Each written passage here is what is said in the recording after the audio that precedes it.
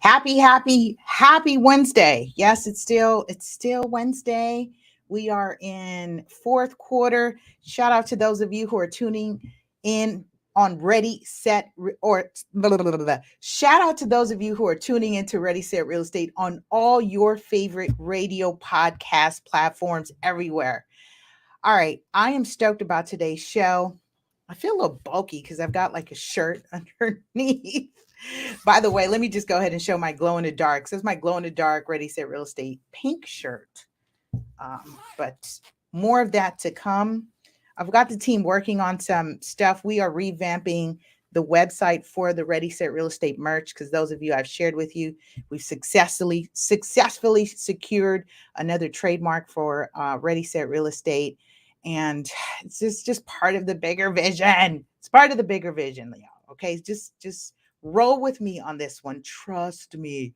I'm always suspicious when people say, trust me, trust me, trust me.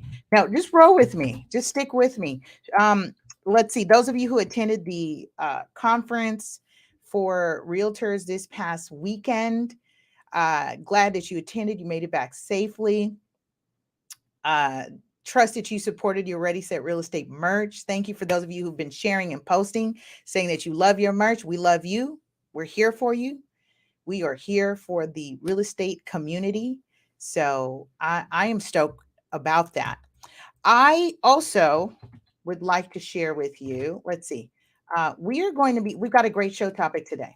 Let me throw it up here as I do as announcement. So we are in episode 184. That means we have been going strong. We've been going hard and we've been here. We've been here through thick and thin of the real estate industry. All right.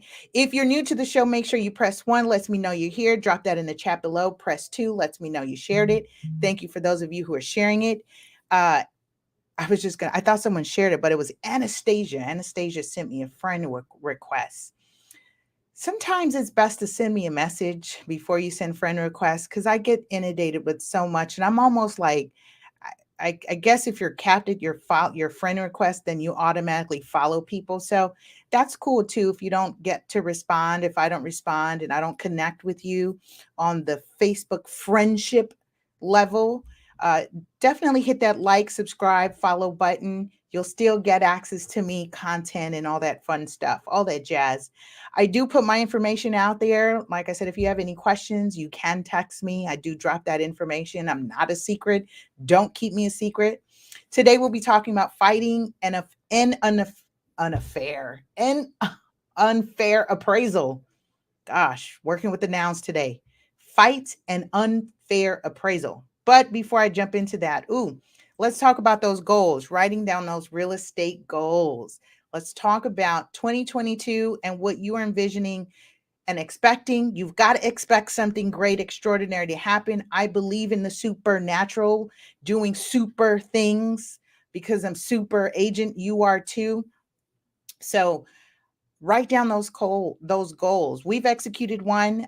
We are slow to start, but we did get licensed. We reciprocated our license in the state of Georgia. For those of you who are new to me, again, Lisa Gillett, also known as Super Agent, broker owner of the Venue Estates, pricing strategy, certified experience, foreclosure, short sale, and those of you who do know me know that I work with our senior community. I hold the senior real estate specialist designation. All that means is I'm trained, experienced, and certified and recognized by the industry to work with our senior population. Just means it's just they just need extra loving, just extra loving. And yeah, before I jump into today's topic, I'll do like classroom style, kind of sort of. I've got a slide that I'll show just so that you have for note taking. But we're going to make this short, simple, and sweet today because I've got a full schedule outside of the show. Emails, phone calls to return, inspections, final walkthroughs, parent conference, all that fun stuff. That's still it's a full day. And I've revisited working out again. By the way, we ran a marathon. Hold up, listen. We ran a marathon this past weekend. Again, like I said, if you are on my Facebook, you will get get some of that. Let me pull that up real quick. So we ran a marathon today. Oh, gotta show those pictures. Let me share that real quick, and then I'll bring on today's show sponsor. So let's do a screen share. Somewhere in here is a screen share. Boom. All right, cool. So it says screen sharing was canceled. Yes, but now I'm gonna restart it. Boom. All right. So here we are. Hubby and the kids, he's in the back. And we were at our first marathon today. So I encourage you, this was like this random goal, but now it's a goal. We will be running marathons. We will start at 5K. I don't think I'm ready to do the full-on marathon with 26.2 miles. Not quite yet. Not quite yet. I'm ambitious. That's pretty ambitious. I'm not quite ready to jump in there. So we were at the La Catrina 5K marathon. Shout out to their vendors. This is our youngest kiddo, Kyla, my Kyla Bear. She ran her first marathon, and they did a Dia de los Muertos theme that we enjoyed. I just enjoyed the venue. I enjoy when people bring culture to the things that they're doing to bring and infuse the community together. So that was awesome. By the way, she was, and of course we're proud mama and papa, bonus mom and dad, proud parents of Kyla for running her first marathon, and at the young, ripe age of 4 years old. And so here she is holding her medal. She clocked in at 50 minutes, and I think it was like 36 seconds. I came in a second behind her, of course, kind of trekking along the way with her, pumping her up, but she committed. And out of 242 people, she was not last. So I'm a big proponent of run your own race. Like, it was no one else's business. She was doing her thing. When she felt tired, and she wanted to walk, I said, it's okay to walk. And when she was ready to jog again, we started jogging, and it was such a beautiful thing. I don't have the racers finish photos yet. When I get that, I'll share that. Here we are as a family group here at the La Catrina 5K. Again, like I said, we had a great time. So I'm sharing this with you. Why? Because you too should be executing those goals, right? So that was for us. Real estate goals for us was more about connecting. And you may say, well, Lisa, that's not necessarily a real estate goal. Yes, it is. And here's why. Because we now participated and connected with a different part of California that I had never been to. My husband, I think, was there, and it was the Whittier Narrows recreation area, and they have like this little lake, and they have fishing sessions for the kids. And so as a real estate professional in my own town, I definitely want to explore more of the real estate that our beautiful state of California has to offer. I do travel. I enjoy traveling, going to other places and seeing what they do. But every time I do that, I always ponder, like, you haven't even been in most places in California. Like, we just recently learned we're doing a land sale, and one of the seller is located in a city called Ducor, California. Ducor. Never heard of it in all my almost 40 years on this planet. Never heard of it. So go figure. All right. So that's what I wanted to share. That was me executing my real estate goal. We will be doing the 5K marathons. We'll be doing it as a family. We'll do some as a couple and do some as a family with the kids and mix it up a bit. All right. So I invite you, write down those goals. Okay, we'll be right back after this sponsor break. Do you have properties that need to be maintained? For professional services that guarantee your property will stay safe and secure, Omnis Property is the team you want by your side. As a company, we pride ourselves on our best-in-class professionals, equipped with the latest technology for all your end-to-end property preservation needs. That means that from start to finish, our expert team can handle everything from accurate assessments to preservation projects of all sizes. Save money and time by working with leading experts that understand your needs and are committed to premier service. Get started today by contacting us for your project estimate.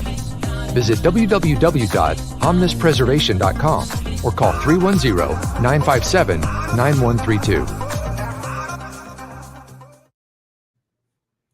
All right. Thank you to Omnis Property Solutions for making us look fantastic, looking like the heroes. You do all the work, the grit, the pulling, the hauling, the scraping, the painting, the cleanup, the moving. Again, thank you. We bow to you for making us look like super agent stars. Okay. Uh, if you need a crew that will do your listing prep, clean out, squatter removal, board ups, lockouts, especially as we're shifting, market is shifting, especially as we're shifting and we anticipate seeing more foreclosures, people needing their situations and lives packed and moved out, relocated, needing the property to be prepped because a lot of folks are hoarding stuff, holding on to stuff. I do implore you, invite you to check out Omnis Property Solutions at omnispreservation.com. That's my added spiel. All right, let's jump into screen share again. Whoops, that's not what I wanted to do. Screen share, where is it? Boom, here it is. Great. All right, price of admission for today. Press 1, lets me know you're here. 2, lets me know you shared it. Of course, if I drop anything that is worthy of a mic drop, go ahead and drop that mic emoji when we hear some real estate gems, because oftentimes I feel like I'm dropping gems all the time. Fight an unfair appraisal, episode 184. It just blows my mind of how quickly we've gotten here, right? How quickly we've gotten here. The reason why I wanted to discuss this, especially as there becomes questions of value. What is an appraisal? It's an opinion of value. It is an opinion of value. Let's use a chat box today. Okay, let's go ahead and drop in our notes in the chat box. For those of you who are tuning in or listening on the replay, you can hashtag replay and catch up with us. Opinion of value. That's what it is. Appraisal. Appraisals are an opinion of value. And here's how you know the significance of the difference between something like a home inspection report, a roof report, sewer line check report, foundation estimates, type reports, and termite reports, pest report. Reports are someone who is experienced and certified and is itemizing that, hey, we've observed evidence, and this is what it's going to cost our company to cure these issues for you. Those reports are due to be delivered to a seller of a property. Let's keep this in the context. Okay, so we'll keep it in the context of seller and buyer as we're talking about appraisals and reports. What I'm touching on, right? Thank you, ERGJ Enterprises. Shout out to Evan Jefferson again, my brother of ERGJ Enterprise. And thank you for those of you who are streaming and connecting with us on that channel. You do know that Ready Set Real Estate is a Facebook Watch channel. So thank you for tuning in. Thank you. Thank you for your continued love and support. One of my favorite YouTubers says that. She says that, and it like sticks in your head when she says it. I think it's great. So appraisal of value. Why is this important? Because when you're purchasing real estate, the contract says that you, the buyer, are to deliver any reports to the seller, right, for their records. And once they have those reports and they receive those reports, it is their duty that if you, the buyer, do not move forward with that transaction, that escrow, that settlement in that time, and you cancel, the seller now has an obligation to reveal, disclose, keyword disclosure, drop that in the chat below, disclosure, right? Seller now is required to include those reports in their disclosure. Now, here is why this is interesting. Appraisals are considered opinion of value, not reports. Appraisals are considered opinion of value, not reports, with the exception One of my professors says, "You're not in law school, you're in exception school. Tell people you are in an exception school." And so as I think about that commentary, with the exception of GSE loans, government sponsored enterprises, those government sponsored loans, government insured loans. What would be an example of a government insured loan? I feel like I'm having my PBS kids moment when I ask the question and you now give me the answer. What is an example? What's an example? What's that? You're right. FHA insured loans. So with the exception to typing it here for us, insured loan, VA loan. Exceptions. What exceptions? So appraisals are opinion of value. They're not reports and do not need to be disclosed to a future or prospective buyer in a subsequent transaction. Ooh, say that 3 times, 5 times. In a subsequent transaction, unless you, the buyer, are using an FHA or VA loan, then you are required to disclose that report, share that I don't want to call it a report, share that appraisal valuation. And why is that? Because there are a couple things that runs with that type of appraisal, an FHAV appraisal. FHA appraisals run with that property for 6 months, meaning if there were lender required repairs, if the appraiser called out some health and safety hazards to be fixed and or repaired as a condition of HUD guidelines, then it is required to deliver that valuation to the seller so they are aware that these are the conditions in which this property meets this valuation, and these are the items that need to be addressed. And there's ways around that. We're not going to do it on this episode, but let's get back to I'm going to make a note here. Next week we'll talk about 1004D. Okay, 1004D. That's how you close that's how you can close a deal even with issues called out on the appraisal. There's an exception though. There is an exception. So we're going to talk about that next week. Oh my gosh, that's like mad game. I've managed to get through some tough deals with understanding more of how appraisal and underwriting, loan underwriting works. Disclaimer, by the way, I'm not a mortgage professional, mortgage banker. I'm not a lender. So therefore, seek and consult with your mortgage professional, mortgage lender. If you'd like a referral, happy to connect you with some of our preferred lender partners, and they can kind of coach you through their situation or through your purchase, right? More importantly, make sure you've got our preferred lender partner and our team. And then you know for sure you're in good hands. Now I'm being serious, but at the same time, there's wonderful agents out there that know their stuff. And I have a great circle and connection with a lot of them. So with the exception, let's continue. Yes, thank you. Oh, for those of you who are tuning into Lisa Gillett on our Facebook page, hi, thank you. We appreciate you. Thank you all for sending me your messages. I do get those messages in the messenger. So thank you for sending that. So as I'm saying this, in terms of the exception, let's get talking about what the law says. And this is California. I'm a California real estate broker.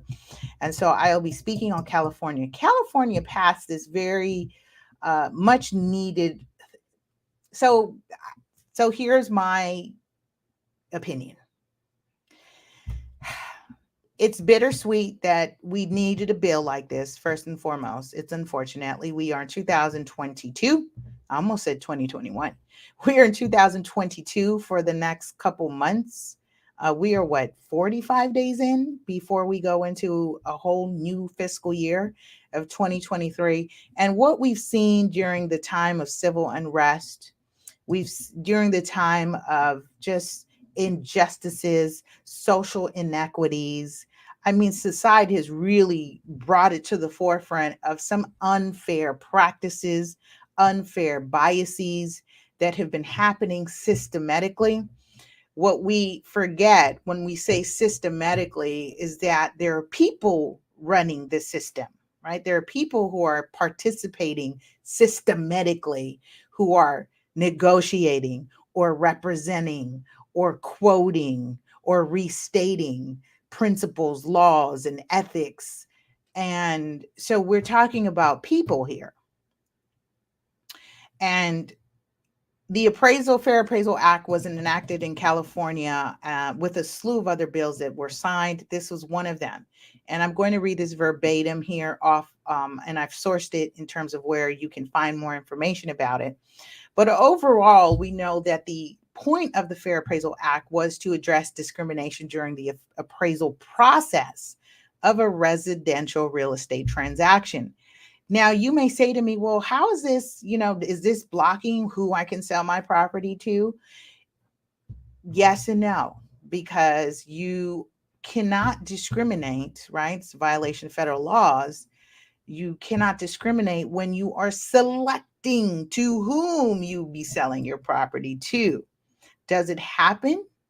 Does bias happen? Does prejudice happen? Does discrimination happen?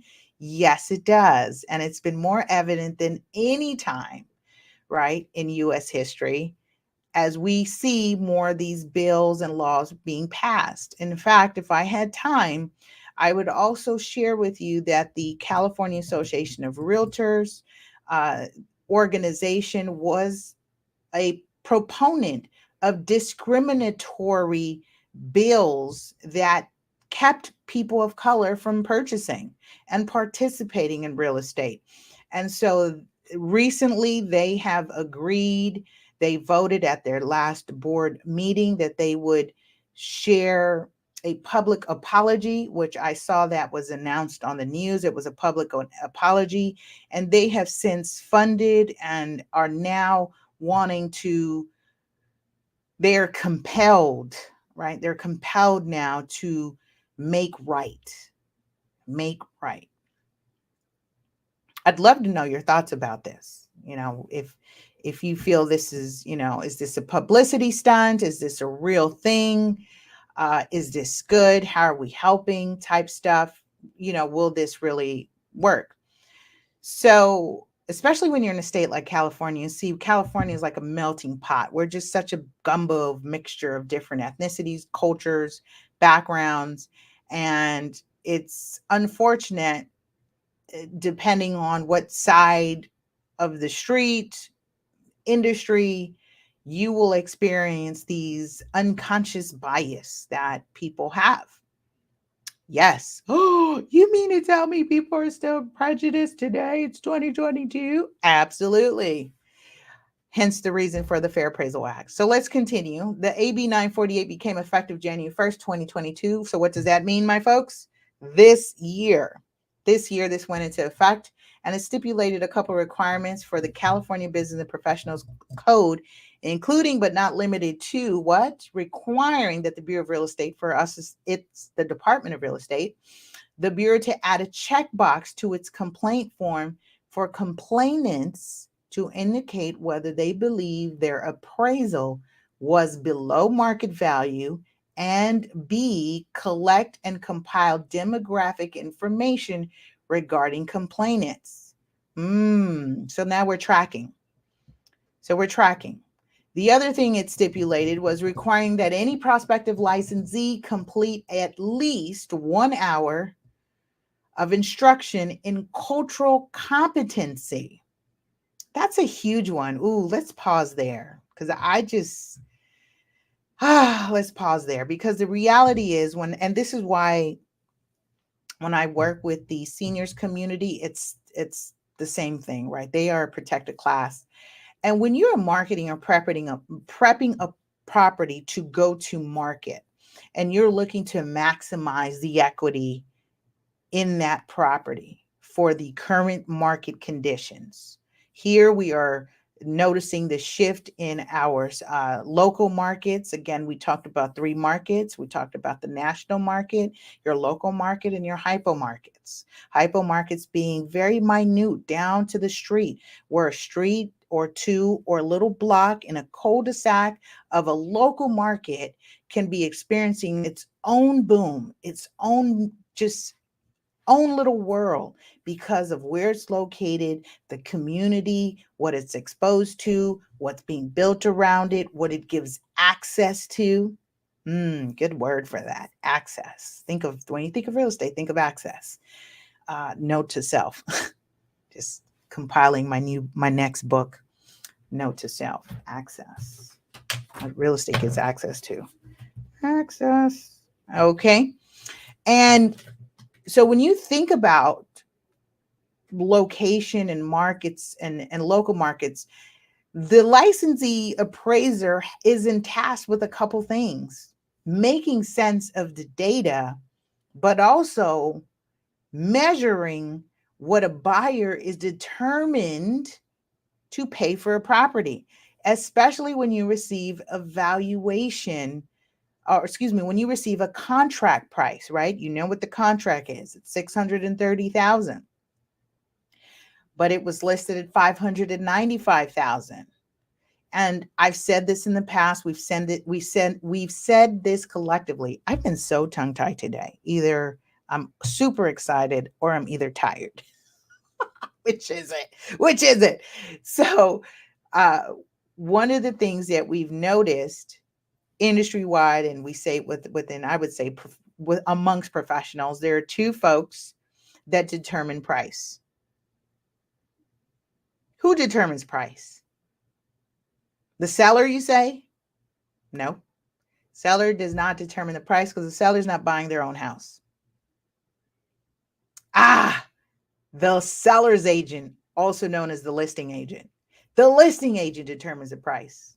No, listing agent's not buying the price either, buying the property either. Who is determining price? You guessed it. The buyer is one. The buyer is determining the price. What are they willing to offer and commit to paying on that specific or particular property?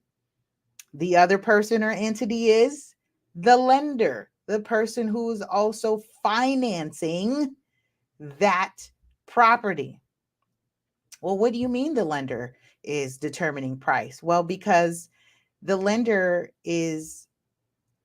has a interest in the purchase money, right? They are lending you the money, and they are stipulating that if this property does not come out to be valued, right? If this property is not valued at the contract price, minimum at your contract price, in my hypothetical example, I said 630,000. If this property is not valued at 630,000, we will not be lending on this property.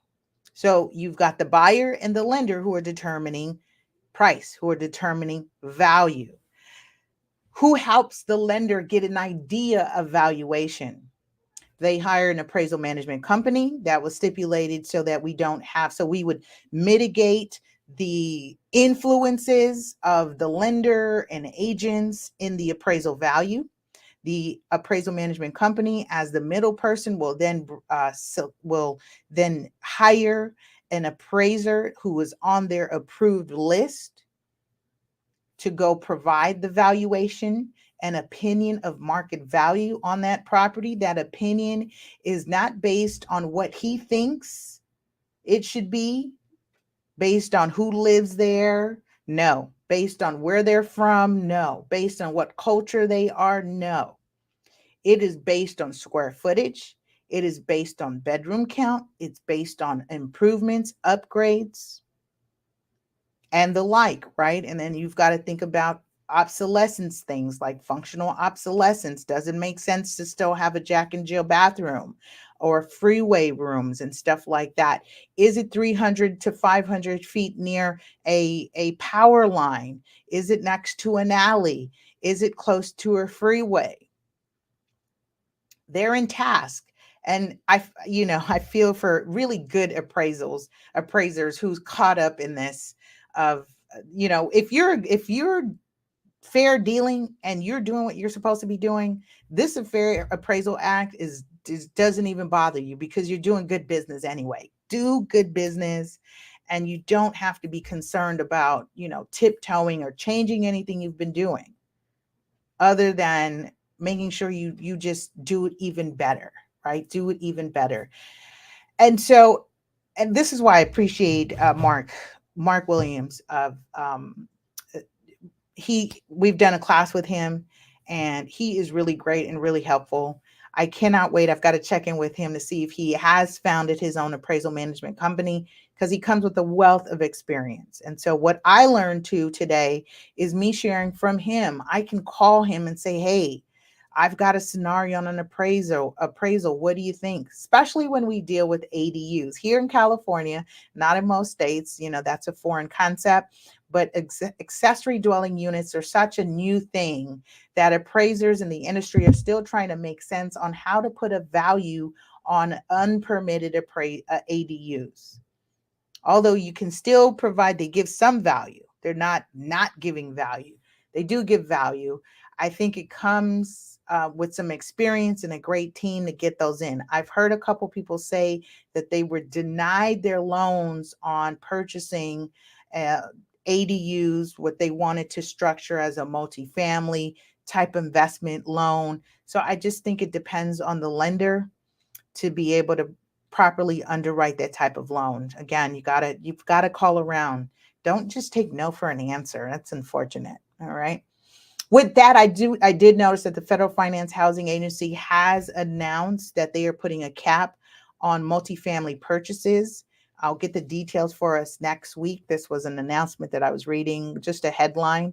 And I said, when I see the Federal Finance Housing Agency do things, I go, oh, so they're putting a cap on purchases. Then when I see that, I said, well, what's happening in the market that they're capping, right? They're capping multifamily. When I hear caps, restrictions, limitations, exceptions, my brain interprets risk. They're not willing to take a risk, right?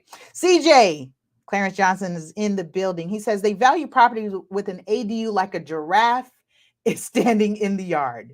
They know it's worth something, but not quite giraffe experts. Laugh out loud. I think that's a brilliant commentary. We definitely got to, share a little bit more love with our appraisers, though. They're just trying to make sense of the various types of models and whatnot. And you and I talked about this on another segment. We're still at it, right? We're apparently still at it, trying to make sense of putting values on ADUs. Thank you for that. So again, here we are with what the Fair Appraisal Act is requiring. That cultural competency that the industry is requiring licensees to take in terms of 1 hour of instruction on cultural competency. Again, I started to go on about when you work with seniors, same concept here, right? Because if you prepare a property for market and the senior has been living there for about 50 to 60 years, that is a collection oftentimes of a lot of stuff, a lot of items. Sometimes hoarding is a real thing. And also we're talking about in taste of furniture, right? Oftentimes they've got the stuff from the 1970s, 1980s, and they've lived in that time frame. And so that's where they are. Their home will reflect it if they have not vested the money in home improvements and upgrades. And so it does require a level of competency to coach. Now, who am I talking about? I'm now putting the onus on the real estate professional here. Yep, I'm talking to you. The onus and the competency falls on you. Your client, the seller, does not know what it takes to sell a property to a particular market or demographic, especially in the market shift. I had this conversation just yesterday with a client who unfortunately had her property listed with another broker, and essentially was up against a foreclosure and was not able to successfully sell that property prior to the foreclosure that had taken place, or the trustee sale. There was a couple things that I noticed that was affecting why she didn't get there. She was overpriced. The marketing package that was presented and offered of her property to the public was not, it was unfortunate. It was not done in the best light to show that property in the best light. I can speak on that and say that because I sold the house just 4 houses down, and our property sold, and we sold slightly above our asking price. And our client was a senior who had been there for some years, and we went and did a clean out. We did the paint, we prepped it so that we can get our number and that he wasn't punished. Again, we're talking about competency here, cultural competency.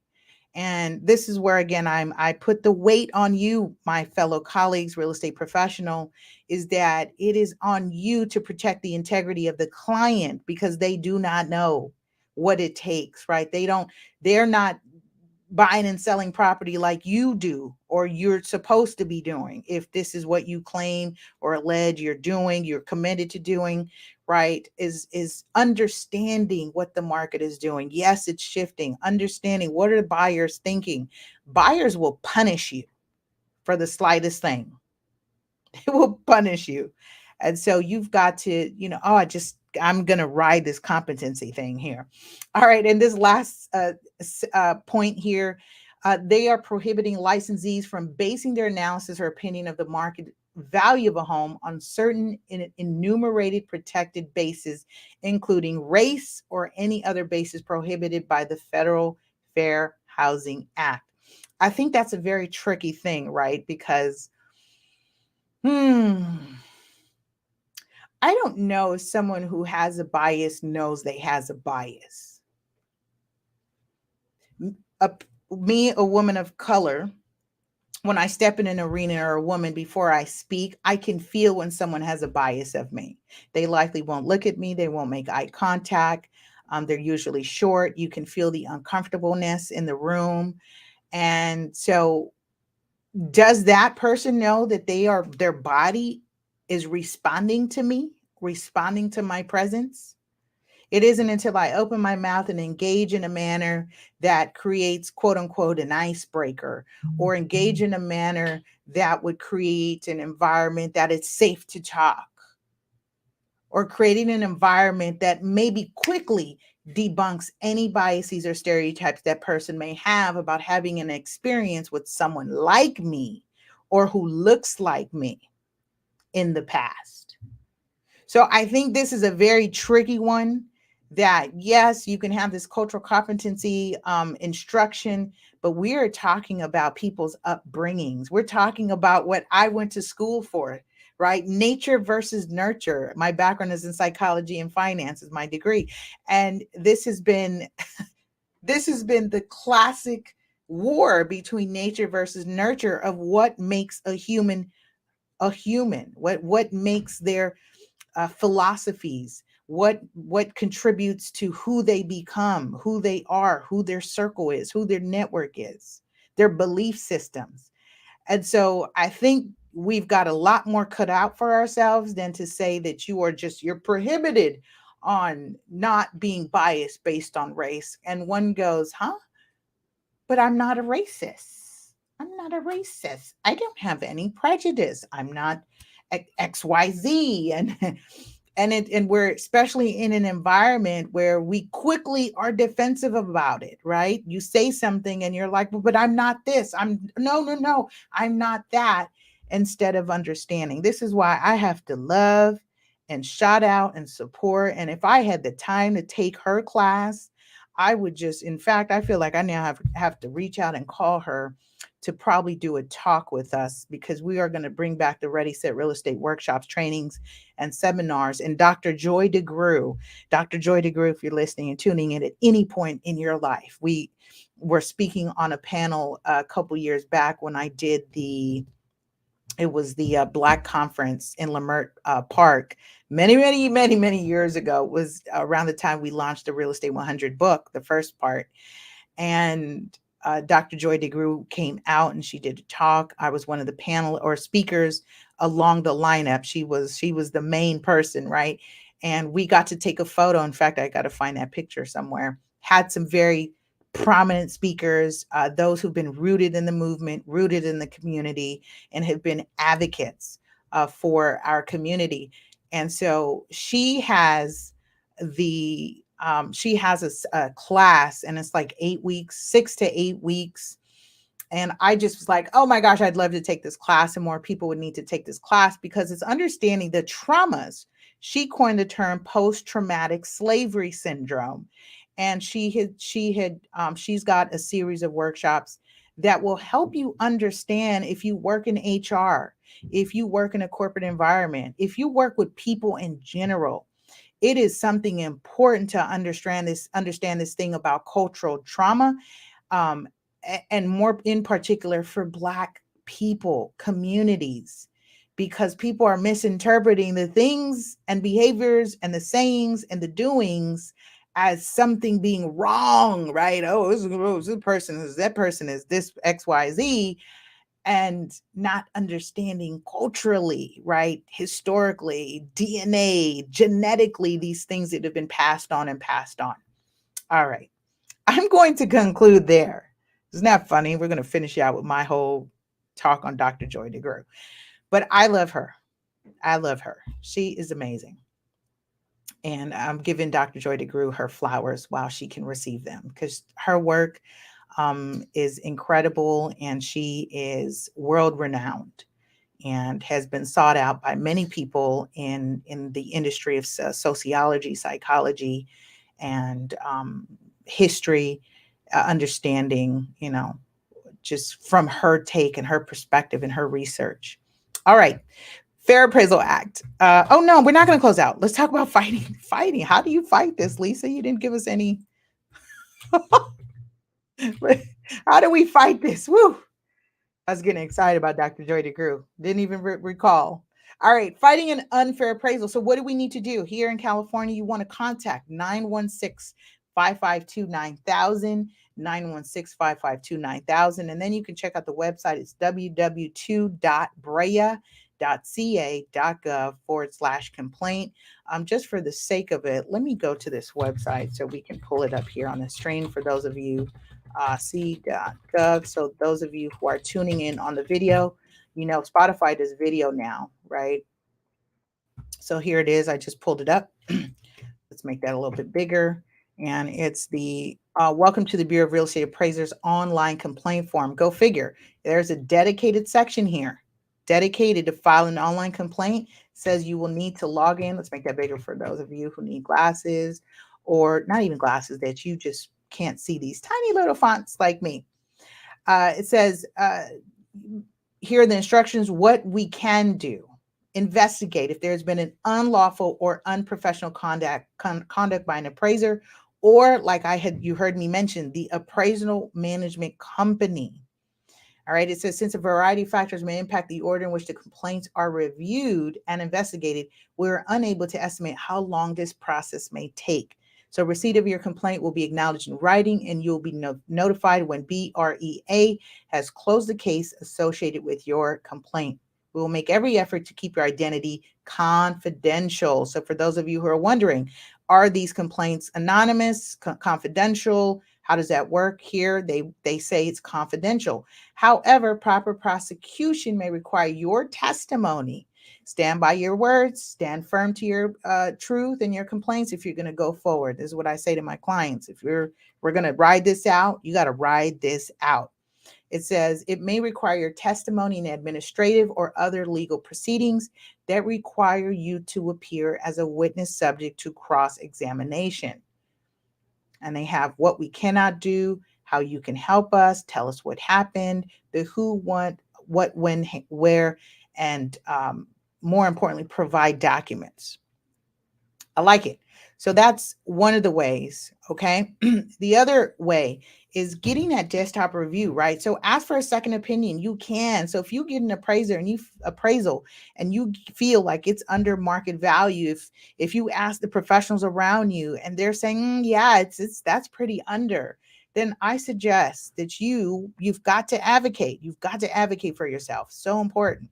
So this is why I'm giving you the resources. Second opinion with the AMC, right? The appraisal management company. That means send it back to your lender. The lender is going to send it back to the AMC and says, hey, we need to get a senior appraiser on this. We need to get a second set of eyes on this valuation to compare. Let's get a pair of eyes. So now this is happening within that AMC. The other option, again, there's going to be various ways to do this depending on what your team is doing, depending what your approach is, depending what you're seeking to do. Then the other option is to order an independent appraisal as a competing appraisal valuation. So this is you hiring independently your own appraiser, right? Someone you know is experienced, someone you know who knows or familiar with the area. Oftentimes that's what we're finding, right? Not being familiar with what they're appraising, what's going in that particular area.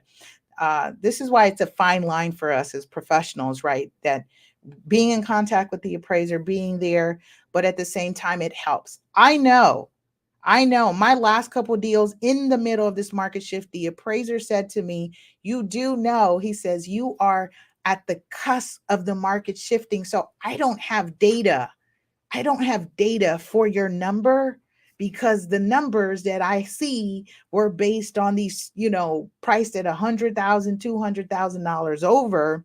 And then we are recognizing the market slowing down. We are recognizing the days on the market is increasing. We are recognizing true shift. And so appraisers are in task with something very, very, very tough.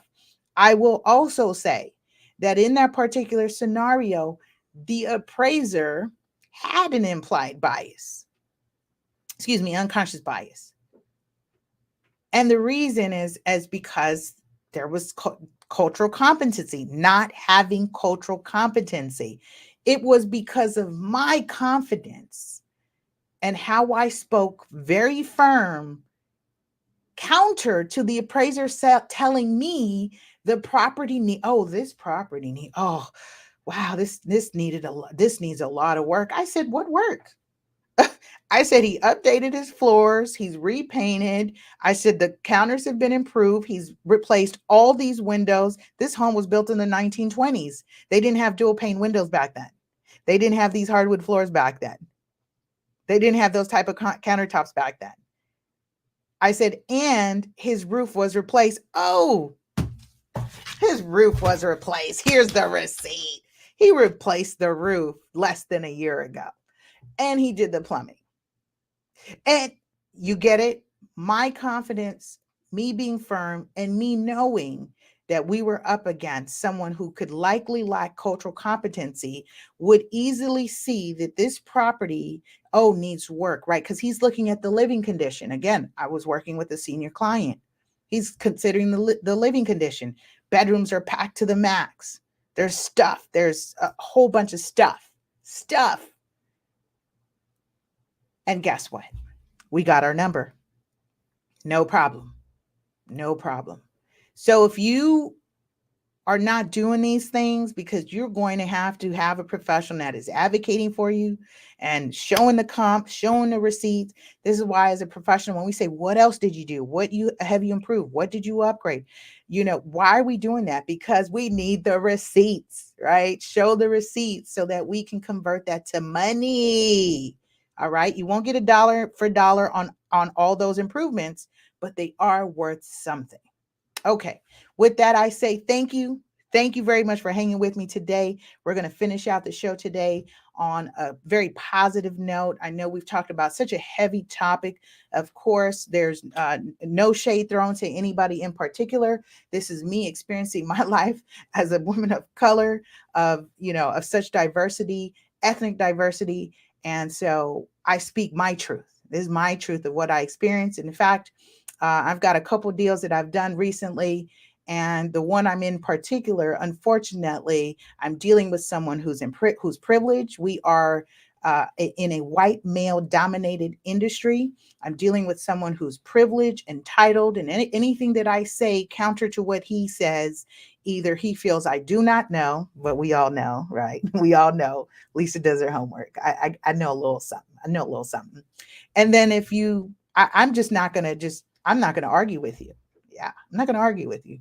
I'm just going to go talk to your broker, and I'll have a broker to broker conversation because I prefer to deal with people on that level. What does that mean? I'm just going to go above you. Right. So I say that to share that people don't realize they have their own unconscious biases. And for me, I'm usually a subject of that. And so when you experience it, you can recognize it. And we're here for it. We're here to support people in learning and growing. That's what this show is about, right? It's the raw and uncut, the flip, flops, boom, and bust of real estate. We'll see you next week on another information-packed episode of Ready, Set, Real Estate. Take care, guys. Bye.